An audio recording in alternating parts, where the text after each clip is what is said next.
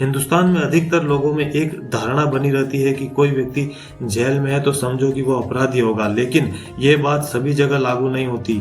कुछ व्यक्ति जेल में होते हैं तो उसके पीछे और भी बहुत कारण होते हैं। भगवान श्री कृष्ण ने तो जन्म ही जेल में लिया था। कई बार राष्ट्र और संस्कृति का कार्य करने पर भी जेल भेजा जाता है। पिछले 50 वर्षों में संत आशाराम जी बापू ने इस राष्ट्र के लिए क्या क्या किया है, उसका संक्षिप्त विवरण यहाँ पर मैं बता रहा हूँ। संत श्री आशाराम जी बापू ने सबको मंत्र चिकित्सा, ध्यान, प्राणायाम, सादा रहन सहन, स्वदेशी वस्तुएं एवं स्वदेशी आयुर्वेद चिकित्सा को अपनाने की सीख देते रहे।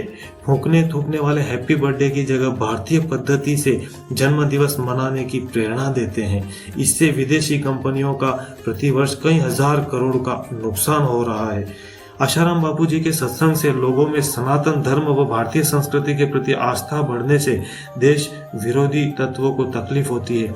आशाराम बापू जी धर्मांतरण वालों के लिए भारी रुकावट हैं, इसलिए वे लोग सत्ता की सहायता से बापू जी और हिंदू संतों को हर प्रकार से झूठे इल्जामों से फंसा रहे हैं। आशाराम बापू आदिवासियों में अन्न, वस्त्र, बर्तन, गर्म भोजन के डिब्बे, कंबल, दवाएं, तेल आदि जीवनोपयोगी सामग्रियां बांटते रहे हैं। इससे धर्मांतरण करने वालों का बोरिया बिस्तर बन जाता है। कई मीडिया वाले पैसों के लिए तो कहीं टीआरपी बढ़ाने के लिए कुछ का कुछ दिखाते रहते हैं। आशाराम जी बापू के सत्संग से लोग महंगी दवाओं और बिन जरूरी ऑपरेशनों से बच रहे हैं, जिससे कई लूटने वाले की बिक्री में भारी कमी आती है।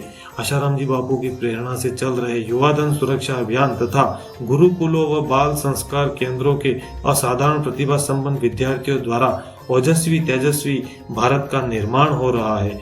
संत आशाराम जी बापू के सत्संग एवं उनकी प्रेरणा से चल रहे व्यसन मुक्ति अभियान से करोड़ों लोगों की शराब, सिगरेट, गुटखा आदि व्यसन छूटते हैं। साथ ही लोग अश्लील सामग्रियों से भी बचते हैं। इससे विदेशी कंपनियों का खरबों रुपए का नुकसान होता है। इसके अलावा और भी कई कारण हैं, जिनसे कभी मिशनरियां, कभी विदेशी कंपनियां, तो कभी कोई और मीडिया को मोहरा बनाकर हिंदू संस्कृति व संत आशाराम जी बापू जैसे संतों के विरुद्ध षड्यंत्र करते रहते हैं।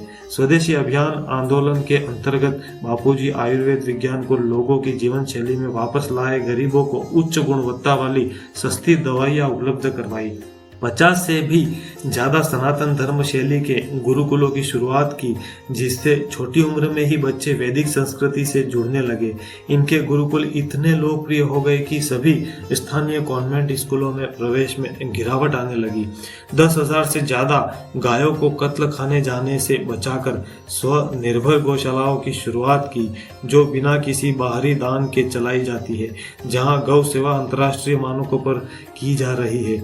इनके गौमूत्र से बने अर्क, गोवटी और गोधूप इतने लोकप्रिय हो गए हैं कि अन्य बाहरी स्रोतों पर निर्भर रहने की आवश्यकता नहीं पड़ी और इससे 100 से ज्यादा अलग अलग जगहों पर आदिवासी परिवारों को रोजगार मिलने लगा। जो लोग उनके सत्संग को सुनते और उनके संपर्क में आने लगे, वे गर्व से कहने लगे कि हिंदू होने पर वे अपने आप को बहुत भाग्यशाली मानते हैं जो उन्हें ऐसा दिव्य सत्संग मिला।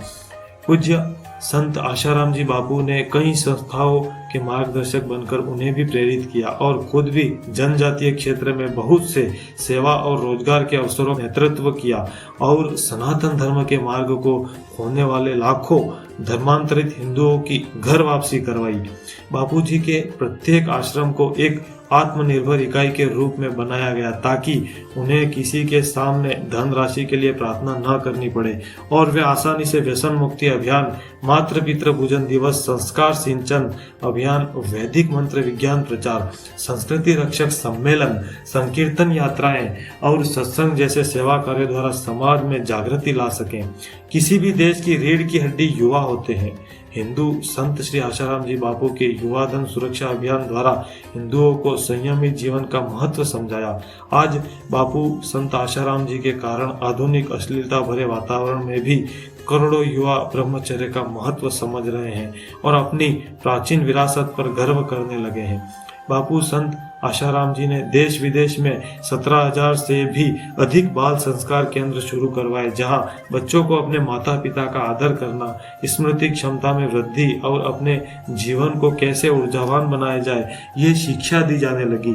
उद्यम, साहस, धैर्य, बुद्धि, शक्ति, पराक्रम जैसे सद्गुणों से बच्चे विद्यार्थी जीवन से ही उन्नत, विचारवान और संस्कृति प्रेमी बनने लगे। हमारी खोई हुई गरिमा और संस्कृति की महिमा को जनमानस के हृदय में पुनः स्थापित करने के लिए समाज में वैश्विक आंदोलन के रूप में प्रस्तुत किया गया। 14 फरवरी वैलेंटाइन डे को मातृ पितृ पूजन दिवस, 25 दिसंबर क्रिसमस डे को तुलसी पूजन दिवस को करोड़ों लोग मनाने लगे।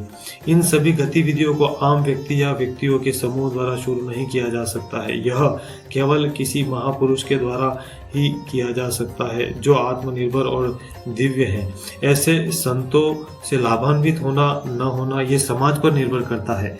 विकल्प हमारा है, क्योंकि आत्मारामी संतों को हमसे किसी चीज की आवश्यकता नहीं है और न ही उनको कोई घाटा है, पर उनकी उपेक्षा करने से समाज को आने वाले समय में बहुत बड़े नुकसान का सामना करना पड़ेगा।